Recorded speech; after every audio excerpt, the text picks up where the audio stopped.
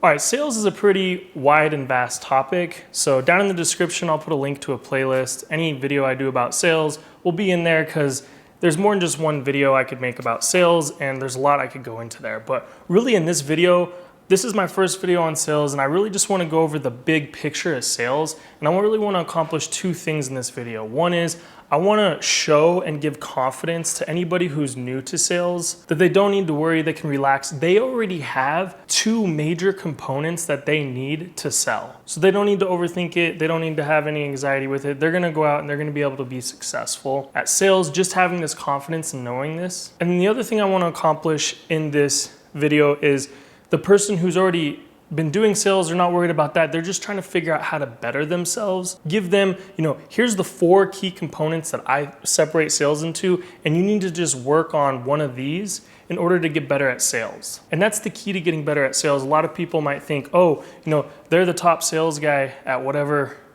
company, and they're like, yeah, he's so good, he doesn't even need to work on sales. And that's a fallacy, because I guarantee you the best top sales guy, he got there by working on sales, and he is staying there because he's continuing to master his craft and practice it. That's the only way to get really good at sales, is you gotta learn, you gotta practice. You have to do that introspective thinking and continue to try to better yourself. That's the difference between someone who gets better and someone who just stays the same and plateaus. All right, so the way I see it, you've probably heard that phrase, KISS, keep it simple, stupid. Just think of sales really simple. It's just 4 major parts, all right? And you'll probably see that you've got at least 2 of the 4 parts, and that's all you really need to be successful at sales. So to help make these concepts stick, let's just reverse engineer this a bit to try to figure out what are these 4 major parts. Why do you buy anything? If we're really trying to keep it simple, we could just say one word, it was a good buy, it had good value. So what does value mean? A lot of people think, well, price when it comes to value, but that's only part of value, but that's one of the key things is price. Having a good price, that is one of the 4 pillars to be able to sell. Now, I know a lot of the sales coaching and courses and media material out there will say, oh, price isn't a big part of it. You don't have to have a good price to be sell. I could sell anything. And that's kind of true. I mean, I'm saying that that's only 1 out of the 4, 75% of it isn't price. But take the best sales guy anywhere and 100x the price of whatever product or service they're selling, and I guarantee you their closing rate is gonna go down. So when it comes to painting, just make sure you have a good price. It's pretty easy. And when I say a good price, it could be plus or minus $1,500, $2,000. It's a pretty big range of what is a fair and reasonable price. $500,000 for a paint job, that's unreasonable. 4-6 grand for exterior that doesn't have much prep, it depends on where you're at, the size of the home. That's mainly what my channel is about, is estimating. So you can go learn about that and watch those videos if you're curious about price. But just having the confidence, the price is the price. If you're selling something, you probably just have a price and there's nothing you can do about it, and it just is the price. But I almost guarantee you it's a fair and reasonable price. So there's one thing off the list. So back with that value thing, well, you bought it because it was a good price, and what else? It can't just be a good price, right? It's got to be because you thought it was a good product or service, you believed in it, you trust it was going to be good. If you buy a gallon of milk, you're expecting that to not be spoiled and to taste like milk. So you had confidence in it, you trusted that it was a good product. So if we put that in terms of painting, the customer wants to know hey, is this a good paint job? And really all they're going to have to go off of is what you tell them, right? They could do a little bit of research, make sure, hey, they're real company, got some reviews and stuff, but a lot of times they're gonna ask you are you gonna give me a good paint job? And the answer is yes. If the answer is not yes, then you need to go fix that and come back to sales. But the answer should be yes. Are problems gonna happen? Absolutely. But as long as your genuine belief is yeah, I'm gonna do everything in my power to make sure you have a good paint job. I believe in my product. I believe in the service that I'm providing. I know we have good intentions. We're gonna do what we can to make sure you're a happy, satisfied customer. You need to believe that. But just knowing, hey, I've got a good price and I believe in my product, that's half of it right there. I guarantee you, if you have those 2 things there, if you have those nailed, you'll sell plenty enough to be successful in this industry. So just relax, don't overthink it. That's all you gotta do is hey, here's a fair and reasonable price, and we're gonna do a good job. And a lot of people will just go with you just based on that. But there's still 2 other key components, all right? Now this next component is a hard one to quantify, it's a hard one to teach.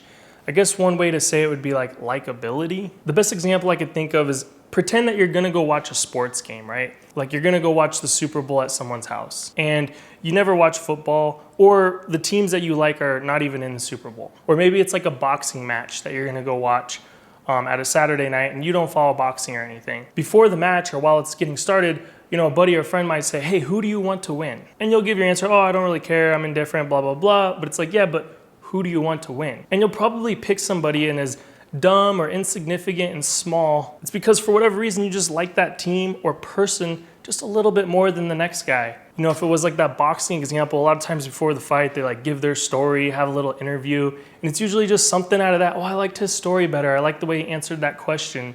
It's the likability part. Because in reality, when it comes to like paint jobs, they could probably find multiple contractors that are giving them a good price and believe that they're gonna deliver a good paint job. But a lot of times the difference is that they just liked this person a little bit more. So the way that I like to say it is make sure when you're doing sales, you gotta give them a reason to cheer for you, to root for you, for them to want you to win. And the only way you're gonna do that is you gotta build some rapport, you gotta get to know them, you have to have them get to know you. That's why you'll hear a lot of sales coaches and mentors say, you're not selling the product, you're selling yourself, you gotta sell yourself. It's that aspect of it. If they like you, they're probably just gonna sign up with you as long as the price is good and as long as the product's good. They're gonna wanna sign up with you. They're not even gonna wanna get other estimates. Because if you're their first estimate, they're gonna think the next estimate's gonna be like that, where I like the guy and everything's good, and I'm gonna have to tell one of them no. Like, I don't wanna have to tell one of these people that I like and I'm cheering for, no, that's not comfortable, that's not fun. And I know when you're first and starting out that it's scary because you don't have 100 Google reviews or all these referrals and before and after pictures, but actually, I would argue you're almost in a better spot because this is the one time where you're the underdog. And natural human behavior, most people cheer for the underdog. So just let them know about you. Let them know what you're doing. Let them know you're the underdog who is eager and wants to earn their business, and you're gonna do everything you can to deliver a great paint job.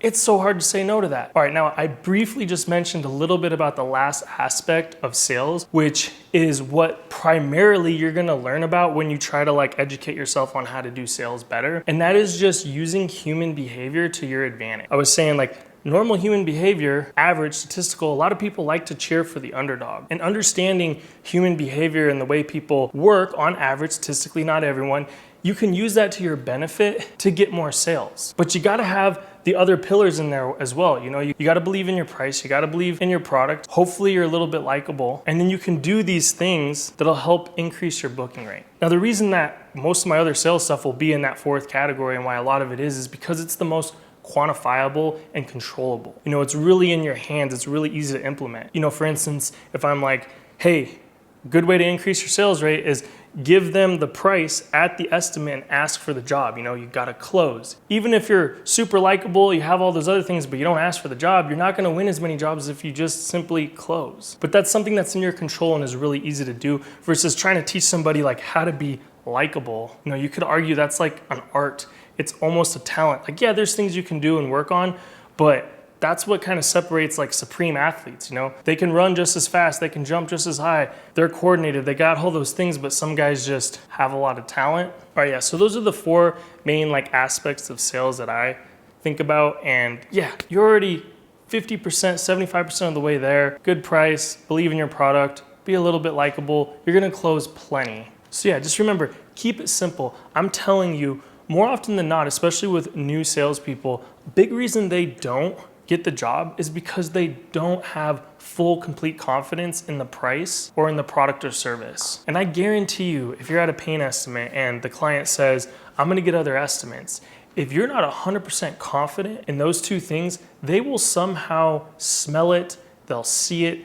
There's just something about your overall, it's in your eyes, it's in your facial expressions, the tone of your voice. They're gonna pick up on it that something's not right there. And it's gonna create doubt, and they're not gonna have that trust, which is gonna destroy that value. They're gonna buy because of price and trust. That's what's gonna bring them that value. Versus if you have those two just locked down, when they say I'm gonna get other estimates, you're like, great, awesome, I love to compete, think I'm gonna earn your business regardless. They're just gonna see it and they're gonna think, I don't have to get other estimates now. So just be confident in that frame, knowing I can relax. Like, I've already got at least half of the stuff in the bag. All I really need to work on is those other two things, just the fundamentals and how to be like. And the fundamentals, what I'll talk a lot about in the future videos, that's just like, if you want to play basketball, you got to learn to dribble. That's just the fundamentals. The likable part, that's a little bit harder to teach. And you'll probably know it. Some people are just naturally talented. They just have it. It's the person you meet and you're like, wow, that person should do sales. Like, they're just, you know, they're entertaining, they're likable, they're an extrovert, and it's just natural for them. But don't worry, if you don't have that, you can still have the other three things in place and be great at sales, and you can work on that. But yeah, two of them are already in the bag. You've already got what you need to be good at sales. But like the best sales guy that's out there, now you're just gonna continually work on it, practice your craft to always get better. Even when you're the best, the only way to stay there or get better is to keep working at it.